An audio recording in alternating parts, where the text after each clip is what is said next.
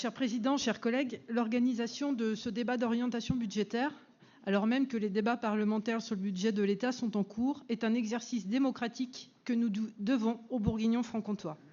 En effet, la majorité sait où elle va.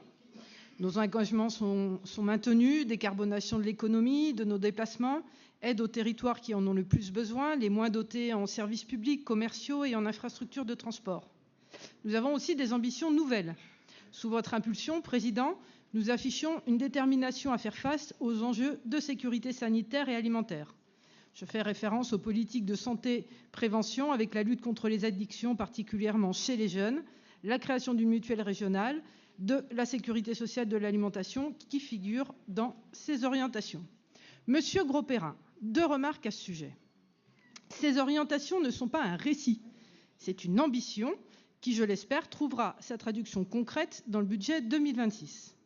Deuxièmement, la Cour des comptes, dans son rapport consacré aux finances locales et publié en septembre 2025, dit textuellement que les régions sont les collectivités les plus mises à contribution.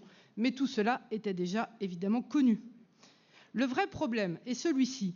L'austérité budgétaire, si elle se confirme, privera la région de 100 millions de recettes cumulées sur 2025 et 2026. Que d'injustice pour les Bourguignons franc-comtois. La région est punie alors qu'elle n'a rien fait. 100 millions, c'est l'équivalent de 8 trains neufs et de 30 opérations de modernisation dans les lycées. Nous devrions alors ici tous défendre l'intérêt régional. C'est donc le moment de nous emparer du débat qui s'ouvre sur la décentralisation et l'autonomie fiscale des régions. En agissant au plus près des besoins, nous renforcerons la proximité avec les habitants et l'action publique sera plus efficace. En l'état, la nature même des recettes régionales fragilise la capacité d'agir des régions.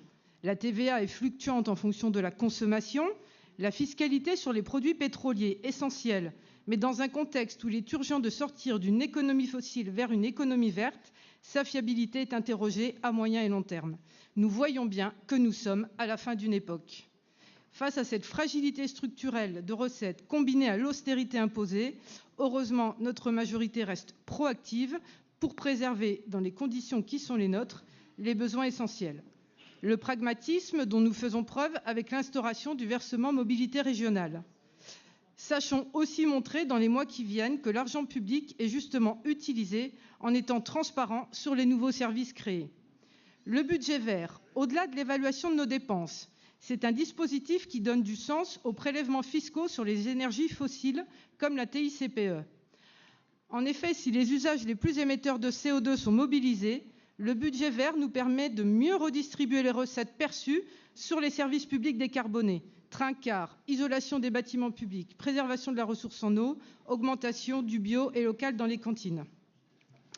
Au-delà des économies à réaliser que l'État nous impose, notre groupe propose aussi d'aller plus loin dans la mobilisation des fonds européens, qui sont une formidable opportunité pour financer notre politique de transport public et accélérer la transition écologique. Et autrement, je vous invite aussi à désactiver Copilote, pour ceux qui le souhaitent. Nous, on a fait ce choix dans le groupe écologiste. Puis vu qu'on utilise peu l'IA et qu'on préfère nos cerveaux, ça nous convient très bien.